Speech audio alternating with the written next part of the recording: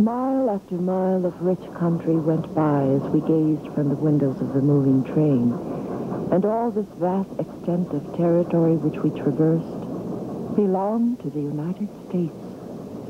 And yet, this great and powerful nation must go across 2,000 miles of sea and take from the poor Hawaiians their little spots in the broad Pacific, must covet our islands of Hawaii. The ex-queen is weak in everything except savagery. A woman whose horrid, bloodthirsty character has shocked the civilized world. Arbitrary tyrant, half savage. The annexation of Hawaii was never really a sure thing in Congress. And on both sides of the argument, either for or against taking Hawaii, the argument was predominantly racist. At the time, Hawaii was portrayed with Cuba and Puerto Rico, sometimes the Philippines, as a little child being lectured to by the great white father, Uncle Sam. This kind of claim toward a racial superiority in which Americans were going to be taking the lead to regenerate the planet, to make the planet fit to live in for Americans, is typical of the kind of argument that annexationists use to move Americans past their complacency, move them past the frontiers of California and Oregon and Washington and on to further conquests. There is a debate going on in Congress, a very heated debate about the empire, whether the American empire will be hemispheric or whether it will be global. The Hawaii Annexation Treaty lags in the Senate. The number of votes needed will not come forth. The advocates of the scheme are now preparing to resort to a joint resolution, which may be put through by a simple majority in each House of Congress. In other words, if Congress should strictly obey the Constitution, annexation could not take place. For half a century, U.S. ministers to Hawaii have sent back dispatches saying this place is crucial to control of the Pacific.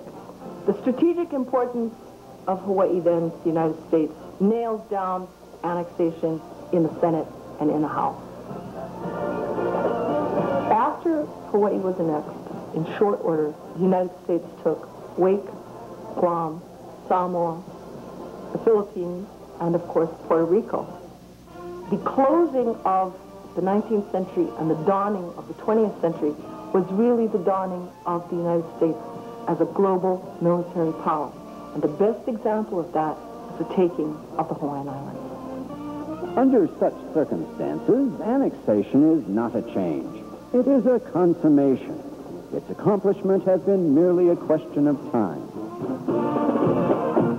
A battalion of 319 men from the U.S. flagship Philadelphia and the USS Mohican were met at the boat landing and escorted to the grounds directly in front of the official platform. The signal was given, and a salute of 21 guns was fired in honor of the Hawaiian flag. The band played the national anthem, Hawaii Pono'i. I could hear I heard it cried. I could hear the Hawaiians cried. Because they're going to lose their queen.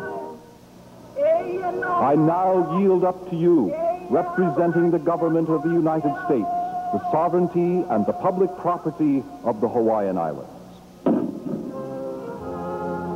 And under the waves of old glory, little Hawaii claims her part in the land of the free and the home of the brave.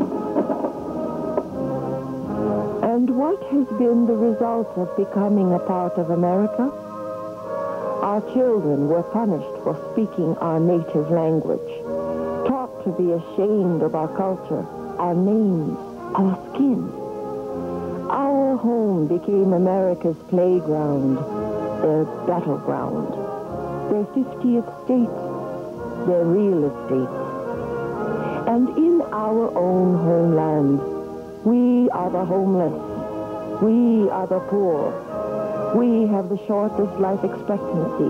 We are the uneducated. We fill the prisons. But after more than a century of dispossession, we are still here.